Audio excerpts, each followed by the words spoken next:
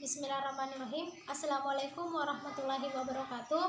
Perkenalkan, nama saya Stiananta, Prodi Ekonomi Syariah, kelompok 2, Fakultas Ekonomi Bisnis Islam, Institut Agama Islam Negeri Bone atau YIN Bone. Di sini saya akan memaparkan hasil penelitian saya dengan judul Kondisi Ekonomi Sosial Ekonomi Petani Padi di Desa Watu, Kecamatan Barebo, Kabupaten Bone. Selanjutnya, latar belakang. Banyaknya kebutuhan suatu masyarakat di dalam rumah tangga yang dapat dipengaruhi oleh tingkat kesejahteraan hidup di dalam kehidupan bermasyarakat. Dalam kehidupan masyarakat, untuk menciptakan suatu lapangan pekerjaan, yaitu untuk memperoleh pendapatan yang diperlukan, baik individu maupun secara kolektif. Disinilah masyarakat itu terbentuk dalam berbagai kelompok berdasarkan jenis pekerjaannya. Dari berbagai kelompok masyarakat, berdasarkan pekerjaannya di sini, dengan kata lain, berdasarkan status dan peranannya, yaitu kelompok petani penggarap sawah. Petani penggarap sawah adalah kelompok masyarakat tani yang pekerjaannya menggarap sawah, yang sangat berperan dalam jasa pengelolaan sawah yang dimiliki oleh petani pemilik, mulai dari pengelolaan tanah sampai dengan pemetikan. Dalam hal ini, petani penggarap dituntut untuk mempunyai pengetahuan yang luas dalam hal ihwal tentang pertanian, khususnya pengetahuan dalam pengelolaan sawah. Dengan demikian, keterampilan dalam menggarap sawah merupakan suatu hal yang penting bagi petani yang menggarap sawah. Rumusan masalah di sini ada dua. Yang pertama, bagaimanakah kondisi sosial ekonomi petani padi dan bagaimanakah hubungan sosial antara petani padi sawah terhadap sosial ekonomi mereka di Desa Watu, Kecamatan Barebo, Kabupaten Bone. Kemudian yang kedua, tujuan penelitiannya yaitu untuk mengetahui kondisi sosial ekonomi petani padi di Desa Watu. Dan yang kedua, untuk mengetahui sejauh manakah hubungan antara petani padi sawah terhadap sosial ekonomi mereka.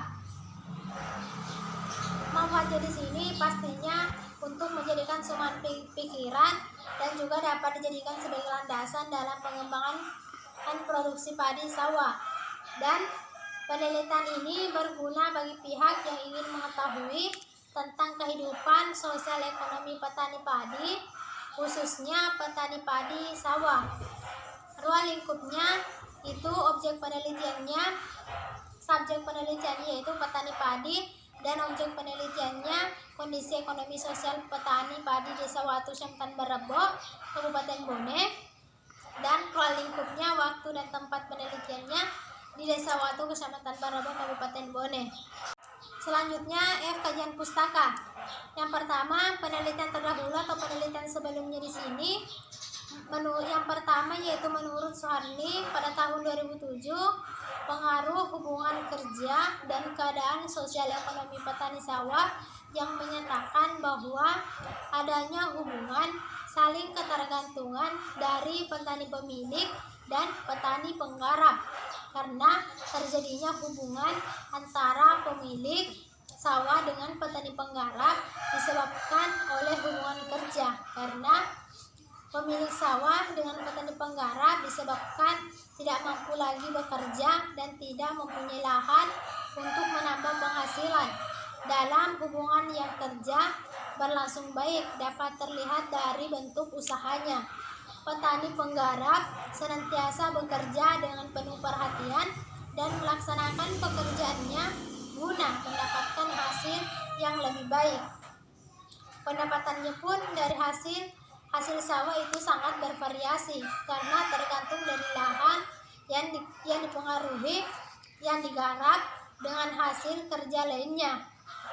Kemudian, menurut Edi Datau pada tahun 1992, bahwa kehidupan sosial ekonomi petani di sini yaitu menyatakan tentang tingkat pendidikan petani penggarap yang ada di Kota Utara Gorontalo, sehingga menggantungkan hidupnya dari tanah pertanian sebagai sumber pendapatan, dan juga masih kurangnya lapangan pekerjaan yang dapat menyerap tenaga kerja terdidik, serta upaya pemeliharaan kesehatan pengguna sarana kesehatan oleh petani penggarap umumnya tergolong sangat baik. Dalam masyarakat tani, hubungan sosialnya masih sangat nampak dalam kehidupan sehari-hari. Selanjutnya kajian teoritis. Yang pertama, pengertian petani. Menurut Moser juga membagi pertanian dalam dua golongan, yaitu pertanian primitif dan pertanian modern. Pertanian primitif di sini yaitu bekerja dengan metode-metode yang berasal dari orang-orang tua dan tidak menerima pemberitahuan ataupun inovasi. Sedangkan pertanian modern di sini sebagai yang menguasai pertumbuhan tanaman dan aktif mencari metode-metode baru serta dapat menerima pembaruan atau inovasi. Dalam bidang inilah sangat menunjang ekonomi dalam pertanian maupun di bidang-bidang lainnya. Berdasarkan pendapat Wolf yang menyatakan bahwa petani adalah sebagian penduduk yang secara eksistensial terlibat dalam proses cocok tanam dan secara otonom menetapkan keputusan atas cocok tanam tersebut. Tampaknya, definisi yang dikemukakan Wolf menitik beratkan pada kegiatan seseorang secara nyata bercocok tanam. Dengan demikian mencakup penggarapan dan penerimaan bagi hasil maupun pemilik penggarap selama mereka berada pada posisi membuat keputusan yang relevan tentang bagaimanakah pertumbuhan ekonomi mereka. Petani merupakan semua orang yang berdiam di pedesaan yang mengelola usaha pertanian. Yang membedakan dengan masyarakat lainnya adalah faktor pemilikan tanah ataupun lahan yang dimilikinya. Wolf membedakan petani yang pertama yaitu petani pemilik adalah petani pemilik lahan dan memberikan kepada orang lain untuk diolah. Yang kedua, petani penggarap yaitu petani yang menggarap atau mengerjakan lahan orang lain. Jadi, antara petani pemilik dan penggarap terjadi kesepakatan atau interaksi yang membentuk suatu hubungan sosial. Jadi, berdasarkan hal tersebut di atas, maka petani adalah semua orang yang berdiam di pedesaan yang mengelola usaha pertanian, serta membedakan dengan masyarakat lainnya adalah faktor pemilikan tanah atau lahan yang dimilikinya. Selain konteks petani sebagai pisan, ada juga petani sebagai pengusaha tani atau farmer. Peranan yang dilakukan petani dalam usaha taninya adalah sebagai berikut: mengolah sebagai juru tani. Keterampilan bercocok tanam pada umumnya mencakup kegiatan pikiran yang didorong oleh kemauan tercakup di dalamnya, terutama pengambilan keputusan atau penetapan pilihan dari alternatif yang ada. Sementara Fadoli pada tahun 1899 memberikan pengertian bahwa petani adalah setiap orang melakukan usaha untuk memenuhi sebahagian atau keseluruhan kebutuhan kehidupan di bidang pertanian dalam arti luas. Selanjutnya, yang kedua yaitu konsep sosial ekonomi.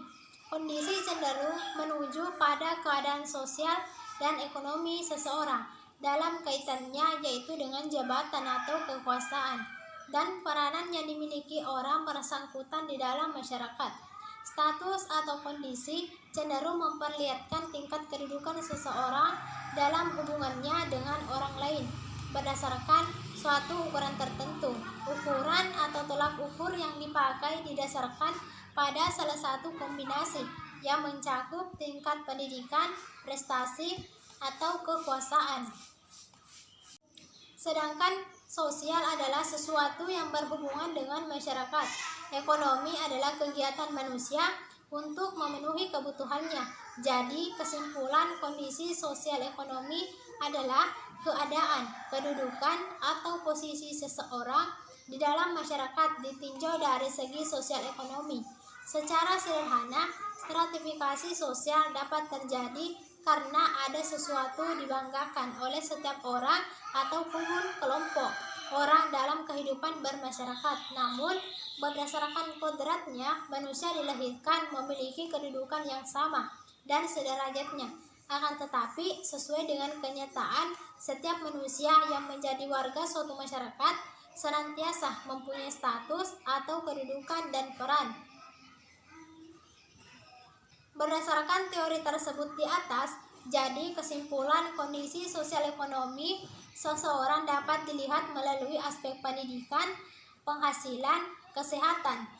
C. Yaitu hubungan kerja. Hubungan kerja merupakan hasil dari adanya interaksi yang dapat menimbulkan kerjasama karena orientasi orang perorangan terhadap kelompoknya dan bahkan terhadap kelompok lainnya, seperti yang dikemukakan oleh Sarjana Sekanto tahun 1987 bahwa di dalam kelompok-kelompok manusia memerlukan perlindungan dari rekan-rekannya. Manusia mempunyai kemampuan yang terbatas di dalam pergaulan hidup dan lain-lain sebagainya. Pentingnya kerjasama dalam suatu hubungan kerja merupakan suatu proses yang ditandai dengan usaha-usaha mengurangi perbedaan yang terdapat di antara orang perorangan dengan kelompok. Seperti yang dikemukakan oleh Mayor Pola 1982, interaksi itu akan berupa aksi dan reaksi yang tidak berkesinambungan. Aksi dan reaksi dari kedua belah pihak selalu menjurus pada keseimbangan. Dengan demikian, dapat dikatakan bahwa kerjasama adalah suatu bentuk kesepakatan antara orang-orang perorangan atau kelompok manusia untuk mencapai satu atau beberapa tujuan yang ingin dicapai serta manfaat yang diperolehnya. D. Hubungan sosial dan interaksi sosial. Dalam konteks kehidupan bermasyarakat, suatu konsep bagi mereka yang dianggap bernilai tinggi bahwa manusia itu pada hakikatnya tidak berdiri sendiri, akan tetapi dikelilingi oleh masyarakat, sehingga ia merasa dirinya sebagai unsur kecil saja dalam lingkungan sosialnya. Selanjutnya, kerangka pikir. Dengan melakukan penelitian dalam suatu proses wawancara atau melakukan penelitian mendalam, kita dapat mengetahui pola pikir dari petani itu sendiri dan bagaimanakah cara mereka mengatasi permasalahan ekonomi dan masalah dalam mengerjakan pekerjaannya sebagai petani sawah. Karena kemampuan mereka dalam mengerjakan pekerjaan mereka dengan melakukan perhatian pada tingkat pendidikan dan ikut penyuluhan mereka pasti bisa lebih maju. Tetapi jika mereka tidak mempunyai pemikiran seperti itu dalam mengelola sawah sebatas dengan kemampuan yang telah mereka ketahui dari nenek mereka, itu tidak akan bisa meningkatkan pendapatan dan kualitas kerja, sehingga mereka akan tetap pada kebiasaan dan hidup mereka, tidak ada peningkatan.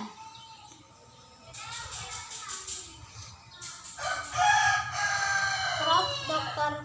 P. Johnson 1970, karena antar hubungan di antara dua orang selalu bersifat timbal balik. Oleh karena itu, dalam usahanya para petani melakukan kerjasama. Dalam hal ini disebut hubungan kerja, di mana pemilik lahan yang mempunyai lahan tanah yang kemudian digarap petani penggarap untuk memenuhi kebutuhan hidup keluarganya. Pemilik lahan yang enggan mengolah lahannya mengadakan sistem perjanjian bagi hasil dengan petani penggarap. Hubungan yang terjadi antara petani pemilik dan petani penggarap menimbulkan ketergantungan antara lapisan bawah dan lapisan atas, bersifat hubungan antara patron dan klien.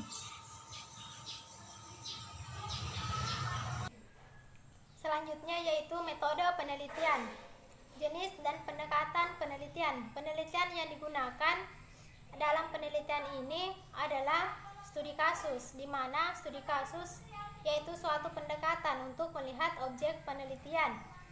Untuk melihat objek penelitian sebagai suatu kesatuan yang terpadu agar dapat memperoleh fakta yang meyakinkan.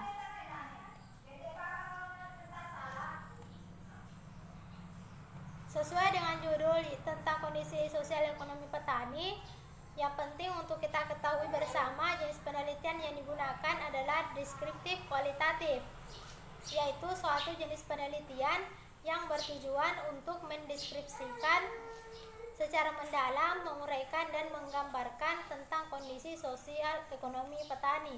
Kedua, lokasi dan waktu penelitian. Berlangsung di Desa Watu, Kecamatan Baraba, Kabupaten Bone. Pelaksanaannya dilakukan pada mulai bulan Maret 2020. Fokus penelitian berisi pokok-pokok kajian yang menjadi pusat perhatian.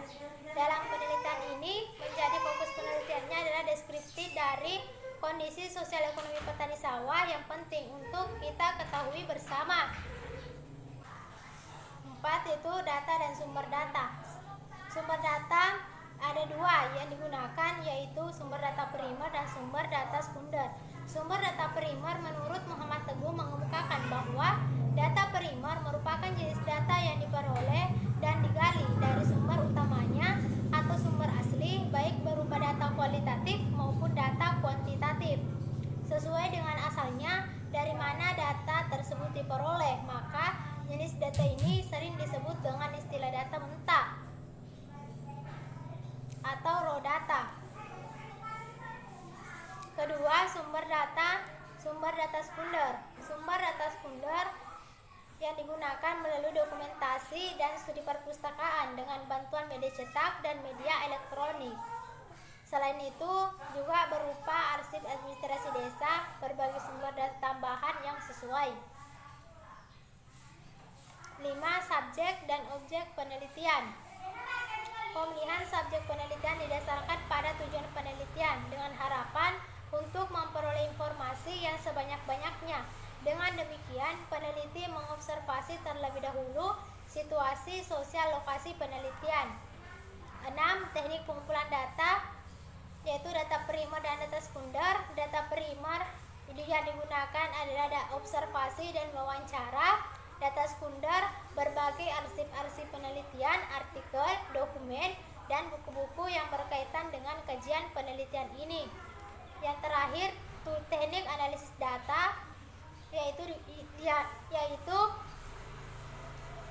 data primer maupun data sekunder dianalisis, kemudian disajikan secara deskriptif kualitatif yang menjelaskan, menguraikan, menggambarkan sesuai dengan judul yang diteliti.